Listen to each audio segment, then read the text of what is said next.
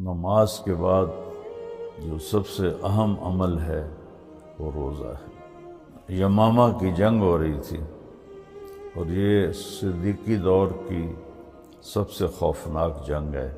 جھنڈا اٹھایا حضرت سالم رضی اللہ تعالیٰ عنہ نے، انہوں نے مہاجرین کو تھوڑا سنبھالا دیا اور لڑتے لڑتے لڑتے زخموں سے چور ہو کر گر گئے۔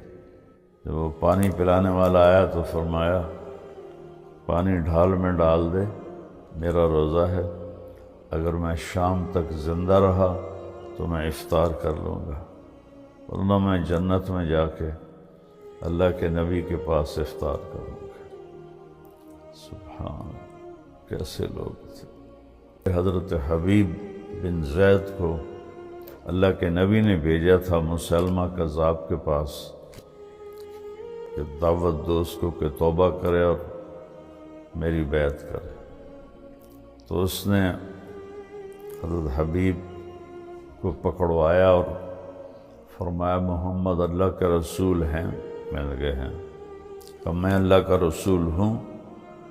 انہوں نے فرمایا میں سنتا نہیں ہوں، تو اس نے خنجر سے گوشت اتارنا شروع کیا، اس طرح بوٹیاں اتارنا شروع کی۔ کس قدر دکھ اور درد والی موت آئی، کتنی دردناک موت آئی۔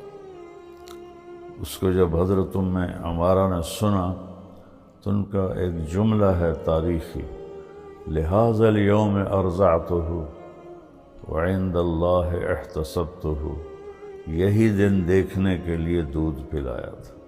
تیسرے تھے حضرت وحشی رضی اللہ تعالیٰ، انہوں نے وہ خنجر نکالا ہوا تھا جس سے حضرت حمزہ کو شہید کیا تھا، تو دلی دل میں وہ کہہ رہے تھے یا اللہ آج مسلمہ میرے ہاتھوں مروا دے تو حمزہ کا داغ میرے دامن سے دھل جائے گا۔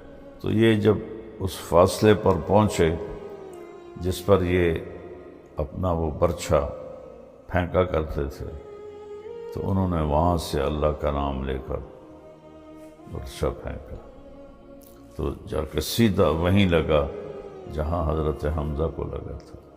حضرت عثمان رضی اللہ تعالیٰ عنہ کو دہشت گردوں نے آج کی زبان میں گھیرے میں لے لیا، روزہ رکھا اور قرآن کھول کے بیٹھ گئے۔ پھر مالک اشتر مصری یہ اندر داخل ہوئے، انہوں نے بہت بے دردی سے ان کے جسم پہ چڑھ کے سینے میں نیزے مارے، تو خون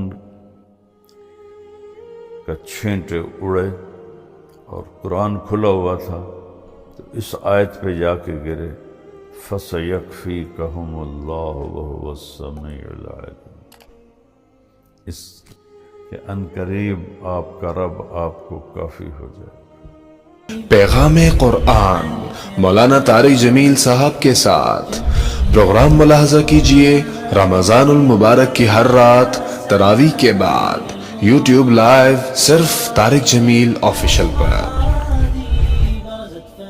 السلام علیکم ورحمۃ اللہ وبرکاتہ۔ بسم اللہ الرحمن الرحیم والصلاة والسلام علی رسولہ الکریم وعلی آلہ واصحابہ اجمعین۔ پوری دنیا میں جہاں بھی میرے دوست احباب بھائی بہن بچے بچیاں بیٹے بیٹیاں چھوٹے بڑے مسلم نان مسلم جو بھی سن رہے ہیں، سب کے لیے میرا محبت کا پیغام ہے۔ اور رمضان کے پہلے 10 دن پورے ہو چکے ہیں۔ ہمارے نبی نے رمضان المبارک کو 3 حصوں میں تقسیم کیا کہ اس کے پہلے 10 دن اللہ کی رحمت کے ہیں، کہ اللہ تعالیٰ کی رحمت بارش کی طرح برستی ہے۔ پھر آج 11واں روزہ ہے تو دوسرے 10 دن میں پھر مغفرت ہوتی ہے کہ اللہ تعالیٰ لوگوں کو جہنم سے آزاد فرماتا ہے، قبر کے عذاب سے آزاد فرماتا ہے، اور گناہ گاروں کی بخشش فرماتا ہے۔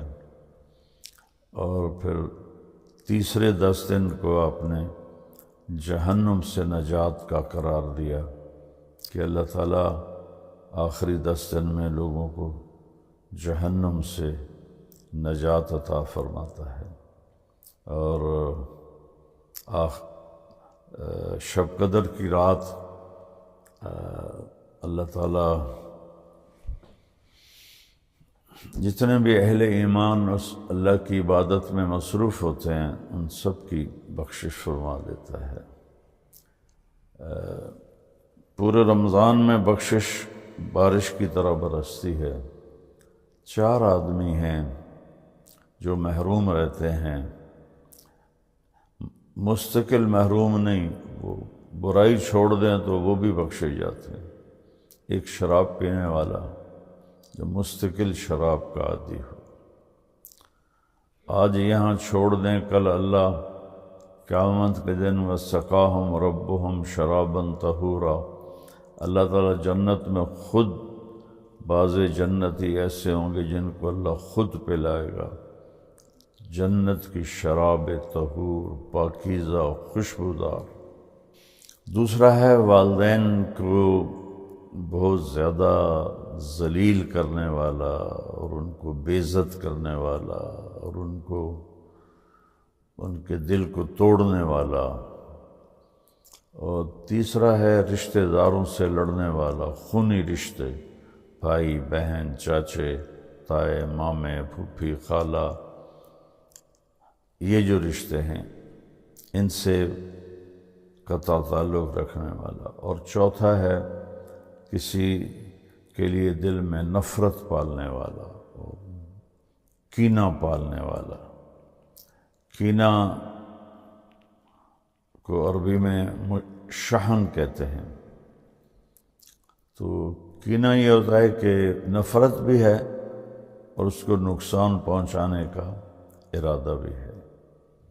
تو یہ 4 قسم کے گناہ ہیں، کوئی بھی اس میں مبتلا ہے تو اللہ کے واسطے توبہ کر لے تو اللہ سارے معاف فرما دیتا ہے۔ اور پورے رمضان اللہ کا عرش پہلے آسمان پر ہوتا ہے، ایک فرشتہ اعلان کرتا ہے کہ خیر کے چاہنے والے آگے بڑھ، تمہیں خوشخبری ہو۔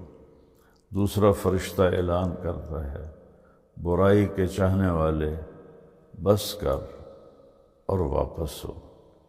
تو یہ پھر اللہ کی طرف سے اعلان ہوتا ہے کوئی توبہ کرنے والا ہو تو میں اس کی توبہ قبول کروں، کوئی بخشش چاہنے والا ہو میں اس کی بخشش کر دوں، کوئی مانگنے والا ہو میں اس کا چاہا پورا کر دوں۔ تو اس طرح اللہ تعالیٰ کی رحمت بارش کی طرح برستی ہے۔ روزہ ایک نماز کے بعد جو سب سے اہم عمل ہے وہ روزہ ہے۔ یمامہ کی جنگ ہو رہی تھی اور یہ صدیقی دور کی سب سے خوفناک جنگ ہے۔ اس میں صحابہ کی تعداد 12,000 تھی اور خالد بن ولید ان کے امیر تھے، اور مسلمہ کذاب جو پہلا جھوٹا نبی تھا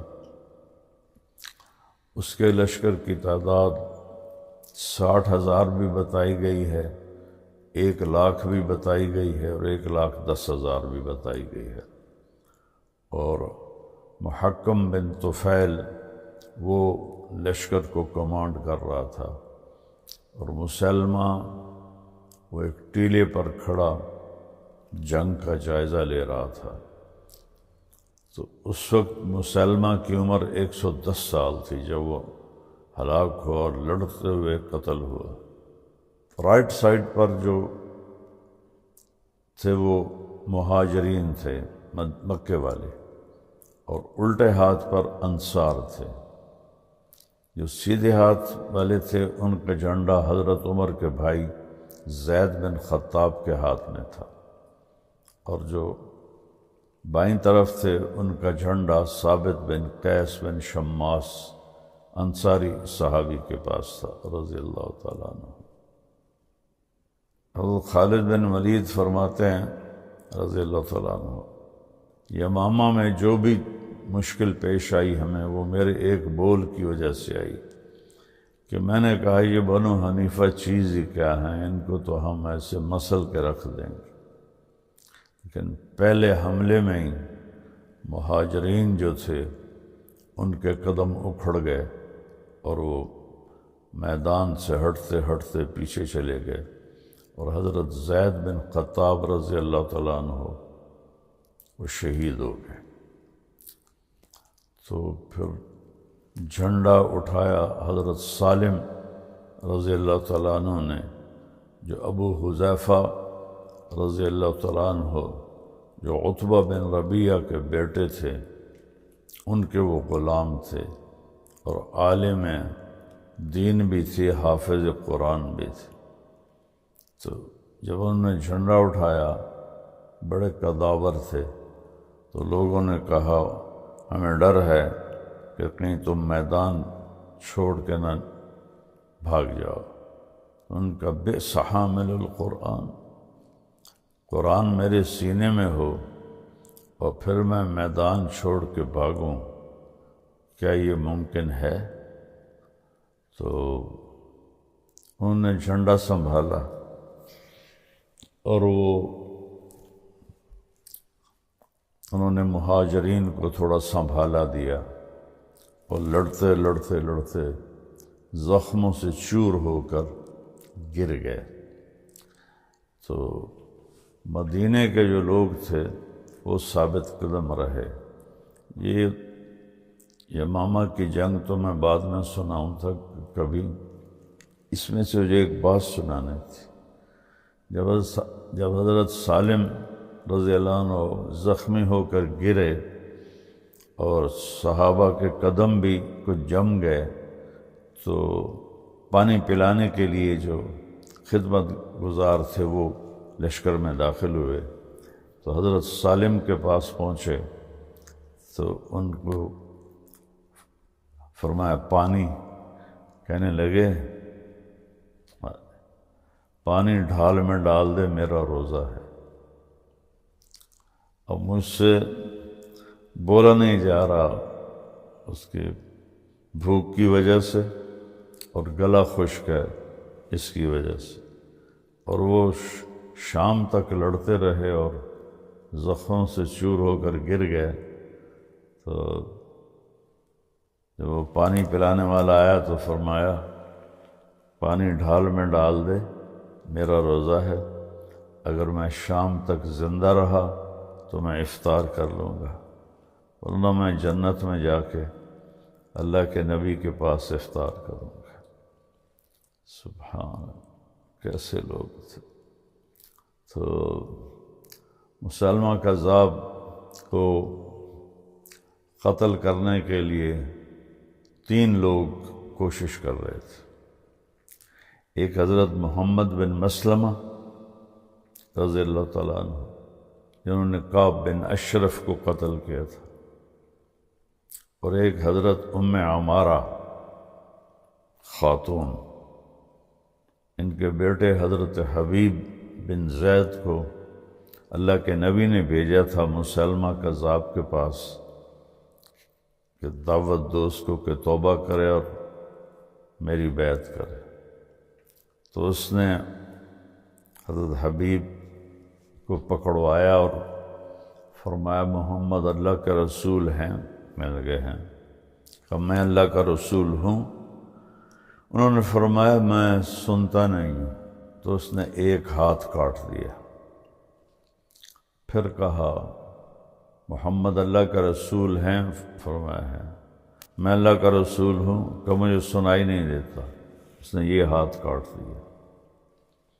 پھر اس نے وہی بات دہرائی، ان کا مجھے سنتا نہیں، اس نے ایک پاؤں کاٹ دیا۔ پھر کہا محمد اللہ کا رسول ہیں؟ کہا ہے۔ میں ہوں؟ کہ مجھے سنتا نہیں، تو اس نے یہ پاؤں کاٹ دیا۔ پھر پوچھا محمد اللہ کا رسول ہیں؟ کہا ہے میں ہوں۔ کہا مجھے سنتا نہیں۔ تو اس نے خنجر سے گوشت اتارنا شروع کیا، اس طرح بوٹیاں اتارنا شروع کی۔ ایک ایک بوٹی اتارتا تھا اور کہتا تھا کہو میں رسول ہوں۔ وہ کہتا مجھے سنائی نہیں دیتا، یہاں تک کہ اسی میں وہ تڑپ تڑپ کے ان کی شہادت ہو گئی۔ عمارہ کو جب یہ واقعہ سنایا گیا، کس قدر دکھ اور درد والی موت آئی، کتنی دردناک موت آئی۔ اس کو جب حضرت عمارہ نے سنا تو ان کا ایک جملہ ہے تاریخی، لہذا اليوم ارضعته وعند اللہ احتسبته، یہی دن دیکھنے کے لیے دودھ پلایا تھا،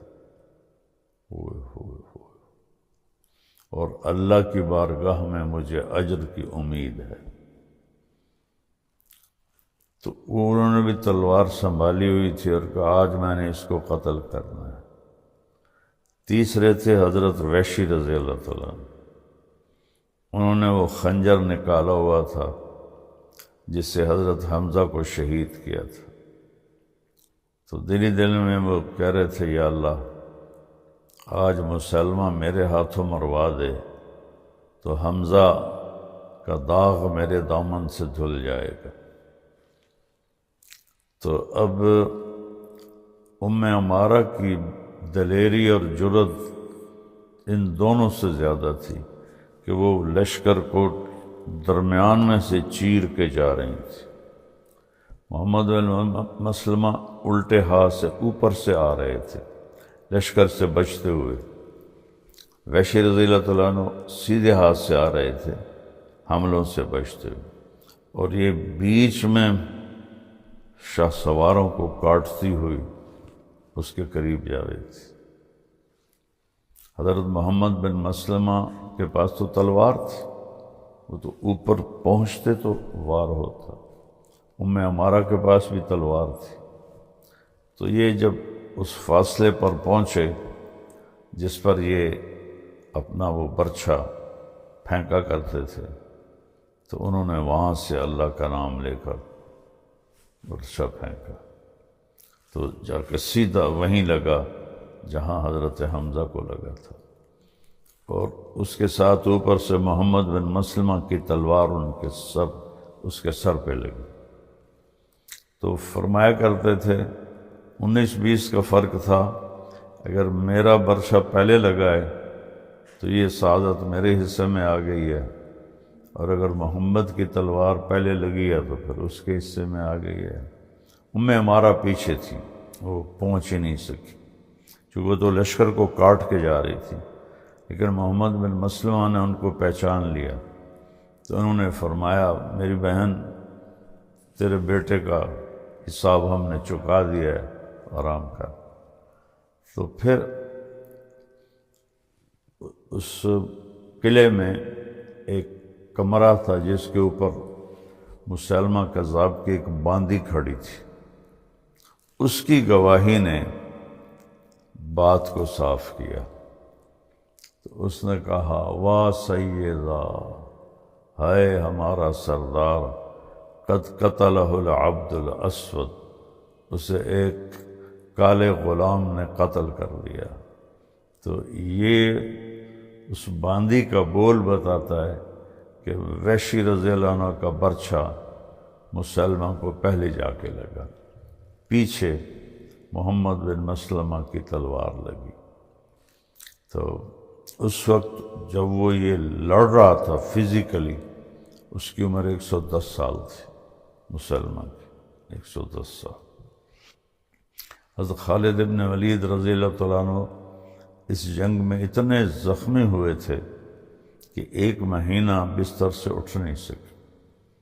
وہ کہنے لگے ایک نے میرا برچھا مارا تو مجھے لگا کہ بس میں آج زندہ نہیں بچوں گا، لیکن اللہ نے بچا لیا، اور 1 مہینہ وہ بستر سے اٹھ نہیں سکے۔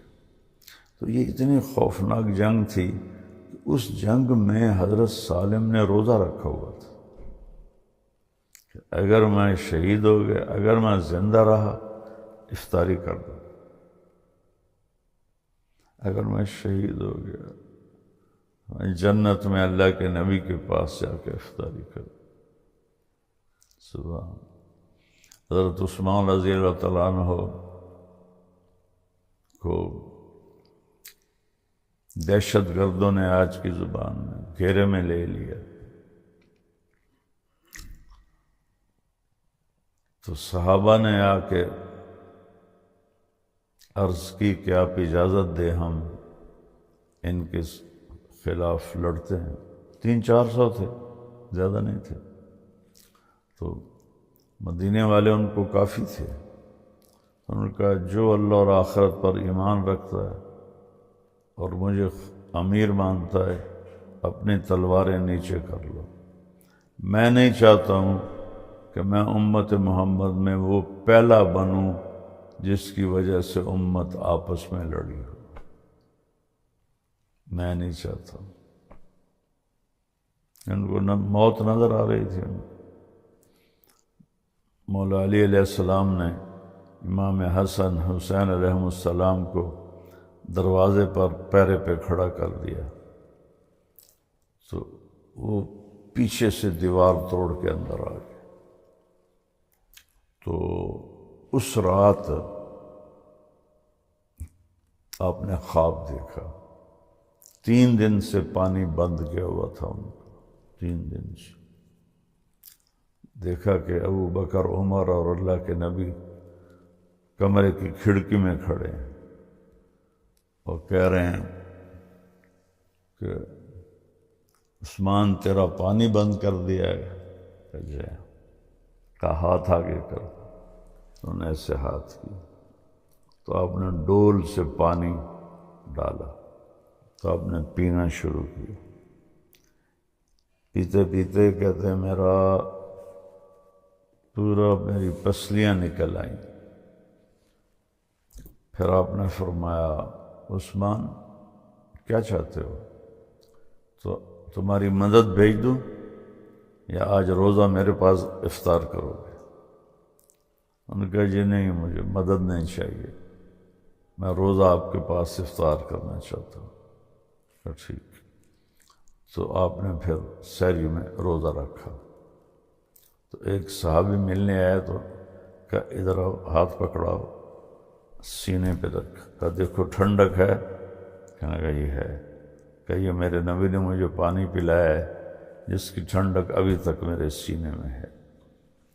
اور اس دن پھر آپ نے عام طور پہ تو تہمت باندھی جاتی تھی چادر، تو آپ نے شلوار باندھی کہ آج میری شہادت ہے، تو اور روزہ رکھا اور قرآن کھول کے بیٹھ گئے۔ پھر عبداللہ بن سبا کی یہ ساری تھی تحریک، تو حضرت ابو بکر رضی اللہ عنہ کے بیٹے محمد بن ابو بکر، اسما بنت امیس کے بیٹے، سب سے پہلے انہوں نے آ کے ایسے داڑھی پکڑی، تو حضرت عثمان نے فرمایا بیٹا تیرا باپ تو اس داڑھی کی بڑی قدر کرتا تھا، تو پھر وہ اسی بات پر ہی شرما کے باہر نکل گئے، پھر انہوں نے کوئی حصہ نہیں لیا۔ پھر مالک اشتر مصری یہ اندر داخل ہوئے، انہوں نے بہت بے دردی سے ان کے جسم پہ چڑھ کے سینے میں نیزے مارے، جب پہلا وار کیا نا تو خون کا چھینٹے اڑے، اور قرآن کھلا ہوا تھا تو اس آیت پہ جا کے گرے فَسَيَكْفِيكَهُمُ اللَّهُ وَهُوَ السَّمِيعُ الْعَلِيمُ، اس کہ عنقریب آپ کا رب آپ کو کافی ہو جائے گا۔ حضرت عثمان کے قتل میں جتنے بھی لوگ شریک ہوئے کوئی بھی اپنی موت نہیں مرا، سب قتل ہوئے۔ تو اس دن بھی حضرت عثمان نے روزہ رکھا ہوا تھا، اور وہ اللہ کے نبی کی بات کہ میں آپ کے پاس افطار کرنا چاہتا ہوں، اس دن شہید ہو گئی۔ تو روزہ جن لوگ اللہ کے نبی پیر اور جمعرات یہ دو روزے جب سفر میں نہیں ہوتے تھے مدینے میں مستقل رکھتے تھے، اور کبھی چاند کی 13، 14، 15 یہ 3 روزے مستقل رکھتے تھے۔ اور جب میرے سر میں درد نہیں تھا تو میں بہت کثرت سے روزے رکھتا تھا، چونکہ ایک تو مجھے بھوک نہیں لگتی تھی، دوسرا پیاس بھی نہیں لگتی تھی قدرتی، تو وہ کوئی بزرگی نہیں تھی۔ میں سخت گرمی میں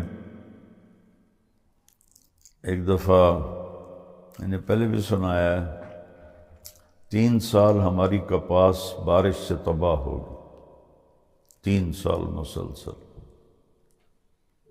تو چوتھے سال مجھے رائمنڈ سے 4 مہینے کی چھٹی ملی تو میں گھر آیا ہوا تھا، تو میں نے ابا جی رحمۃ اللہ سے کہا کہ اس دفعہ کپاس میں کاشت کرواؤں، چونکہ اللہ کا شکر ہے اللہ نے بہت دیا، لیکن ہمارا تاجروں کی طرح بینک بیلنس نہیں ہوتا، ہمارا جو آتا ہے، میرے والد بھی سخی تھے، سب لگا دیتے تھے۔ آگے اللہ نے مجھے بھی توفیق دی، تو ابا جی نے کہا ٹھیک ہے کرواؤ۔ اب مجھے ڈر تھا کہ اس سال بھی اگر ہماری کراپ فصل فیل ہو گئی ہمیں زمین بیچنی پڑے گی قرضہ ادا کرنے کے، 3 سال سے تھے۔ تو میں روزہ رکھ کے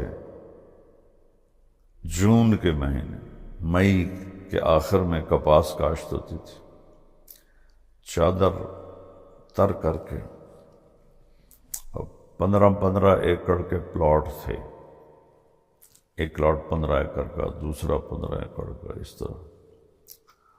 تو جب وہ کپاس کی ڈرل چلتی تھی تو کہیں جا کر دانے ٹیوب میں بلاک ہو جاتے تھے، تو پھر اس کو سوٹی مار کے کھولنا پڑتا تھا۔ تو میں اپنے نوکروں پہ اعتماد نہیں کرتا تھا، 15 ایکڑ روزے کے ساتھ میں ٹریکٹر کے پیچھے بھاگتا تھا اور ایسے سوٹی مارتا تھا، سوٹی مار۔ میرے جو نوکر تھے وہ ایک چکر لگاتے اور جا کے لسی کے 2 گلاس پیتے، میں وہی گیلی چادر اوپر کر کے بیٹھ جاتا تھا۔